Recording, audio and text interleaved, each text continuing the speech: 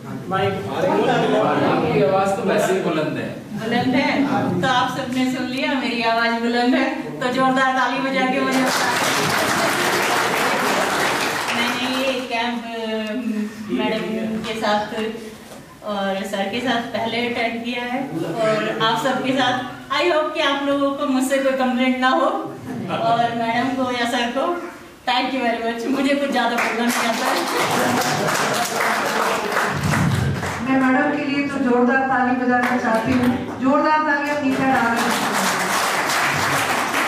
इतना झुका हुआ स्वभाव मैंने आज तक जिस एसोसिएशन से वो आ रही है एज ए रिप्रेजेंटेटिव, बट उनका जो मुझे लगा शुरू से लेकर एंड तक रिमार्केबल नेचर है उनका और एक महिला शक्ति के लिए अनुकरणीय है। Prem Singh ji, general secretary all India SC/ST association, right? General president madam, मैं जनरल प्रेसिडेंट उत्तर रेलवे, राष्ट्रीय उपाध्यक्ष, केंद्रीय कार्यकारिणी ऑल इंडिया का मैं उपाध्यक्ष हूँ और एक फेडरेशन है जो सभी SC/ST के जितने संगठन हैं पूरी इंडिया के, उनके ऊपर एक फेडरेशन है। उस फेडरेशन का भी मैं आप सबके सहयोग से जनरल सेक्रेटरी हूँ।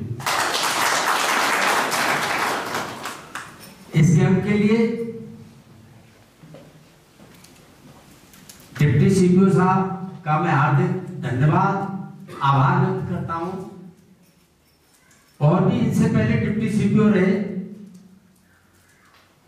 आज मैं इस मौके पे मोनिका सिंह को भी याद करूंगा कि उन्होंने भी पहले हमारी बातों को अच्छी तरह माना और जहां के लिए भी हमने कहा उन्होंने कैंप का आयोजन कराया। कुछ लोगों को सुनीता से परेशानी भी हुई, कुछ कारण भी है, लेकिन एज ए महिला एक पुरुष के बराबर काम करना हर किसी महिला के बस की बात नहीं है। गलतियां उन्हीं से होती हैं जो काम करते हैं। जो व्यक्ति काम नहीं करेगा गलती उससे हो नहीं सकती। पूर्व में एक 3-4 साल का ऐसा गैप था 2012, 13, 14 के आसपास कि 2-3 साल तक कोई कैंप ही नहीं लगाया गया, किसी कारणवश नहीं लगा। मैं जब उसके कमेटी का मेंबर हुआ हेडक्वार्टर डिवीजन का, CSBM की बात नहीं कर रहा हूँ, हेडक्वार्टर डिवीजन की बात कर रहा हूँ, तो मैंने उनसे सबसे पहले यही पूछा कि जो हमारा ये फंड है तो ये कैंप नहीं जा पाए किसी कारण से। मैंने कहा गलत है, अगली जो मीटिंग हो उससे पहले कैंप आयोजित किए जाने चाहिए।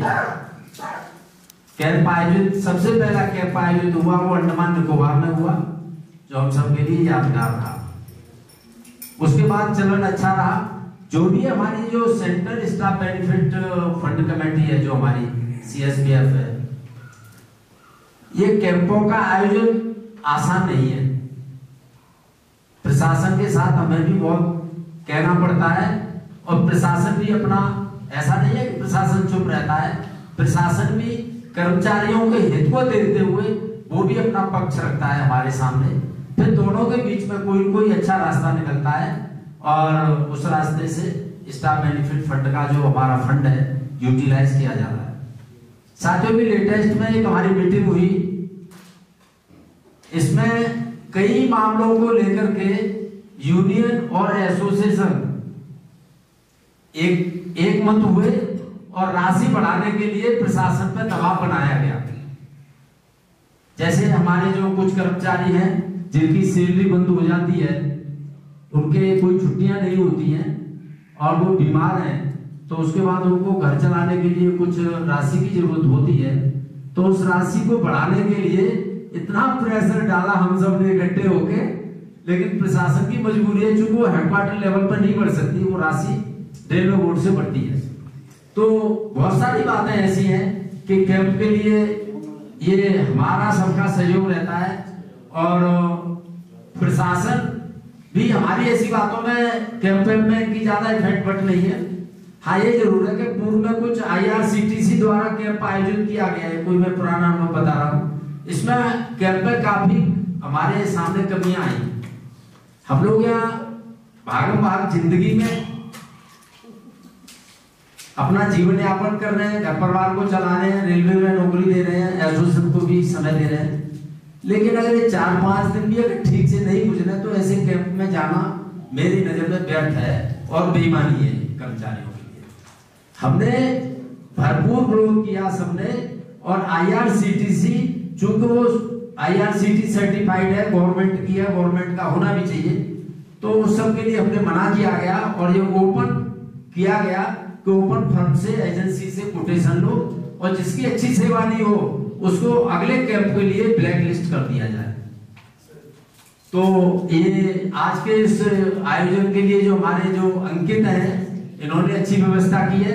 कहीं कमी बेसी थोड़ी बहुत रह गई हो, अगर कहीं कमी बेसी रह गई हो तो मैं चाहता हूं कि उसको हमें भूल जाना ही ज्यादा बेहतर है। अगर हम खुशियों में अगर गम ढूंढेंगे तो कहीं न कहीं तो निकल आएगा, ऐसा नहीं है कि नहीं निकलेगा। अगर गम में खुशियां ढूंढेंगे तो वो भी ऐसा हो सकता है। मैं एक साथी ने वेज नॉन वेज के बारे में कहा, तो जिस तरह मैडम ने सूचना दी, लेकिन कई लोगों की ये मांग थी कि नॉन वेज की व्यवस्था की जाए, और उनका मानना ऐसा था कि जो यहाँ का एटमॉस्फेयर है, जिस तरह का ये यहाँ एटमॉस्फेयर है उसके लिए जरूरी है, तो इसीलिए कराया गया था। ऐसा कोई हमारा कोई उसमें विशेष हित नहीं था।